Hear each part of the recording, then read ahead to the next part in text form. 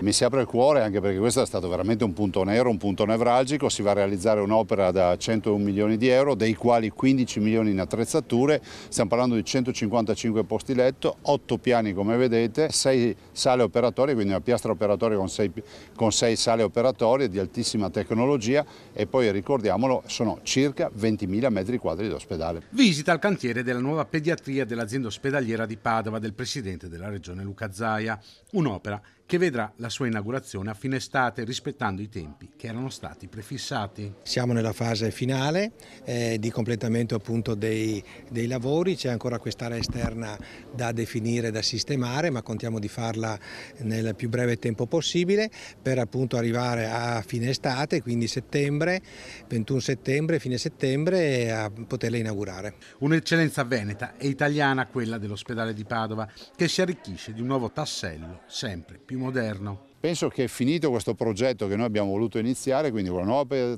pediatria, l'ospedale della mamma e del bambino, la demolizione dei fabbricati che comunque sono obsoleti, non saranno più funzionali, la riqualificazione dell'intera area e la riqualificazione del Parco del Mura ridisegna totalmente questo ospedale. Un'opera pensata per umanizzare le cure e rendere la nuova pediatria a misura di bambino. Un lavoro coordinato anche dall'associazione Salus Pueri, presieduta dalla professoressa Liliana Dadalt. Ogni reparto sarà caratterizzato da colori, da una serie di colori. Un po' li avete visti, no? I colori che sono per terra, perché è stato un progetto assolutamente integrato con il progetto dell'azienda e con i lavori della ditta. Quindi ogni reparto sarà caratterizzato da una palette di colori che lo contraddistinguerà e tutta da una serie di grafiche. Prosegue anche il lavoro per la realizzazione del nuovo ospedale di Padova Est. Si va avanti rispettando le procedure, stiamo parlando di un ospedale da 870 milioni di euro che poi verrà a costare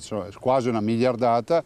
Stiamo parlando di un complesso importante per una realtà sanitaria importante. Questa realtà sanitaria è la più grande d'Italia come posti letto, a 1740 posti letto contro i secondi classificati, diciamolo così, del Gemelli che hanno 1611 posti letto. Dico anche che lì si va avanti, tanto è vero che a giugno, terminato il progetto che noi abbiamo appaltato e quindi avremo a giugno, verrà consegnato ad INAIL per il finanziamento.